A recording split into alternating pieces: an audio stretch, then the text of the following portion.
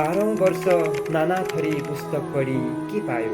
12औं वर्ष नाना थरी पुस्तक पढी के पायो? आखिर बनाउनै पर्ने रहेछ राहदानी पनि, आखिर बनाउनै पर्ने रहेछ राहदानी पनि।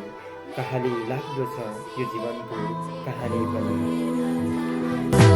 अत्याचार, आक्रमण, अपराध, असमझदारी, विकल्पविहीन विदेशी बैंक भन्छ भिकारी, सिकारी नेता अभिनेता बन्छ क्रान्तिकारी, बिगारी केटा केटी भोको पेट रेटी सिपाही, अविवाहित चेली बेटी बोकी पेट खेपी पिटाई, भिताई रात कुटाई घात खाएर शरीर बिकाई, देशको माटो नै मिठाई ठानी मैदान त्यो युद्धको गिद्ध थियो जो देशको लागि भक्त चाहिँ प्रसिद्ध भो, निशब्द भो, अवशेष बाँकी चोखो बोली जो शीत थियो शिर जप्त भो, देशव्यापी आत्मघाती जो पवित्र थियो।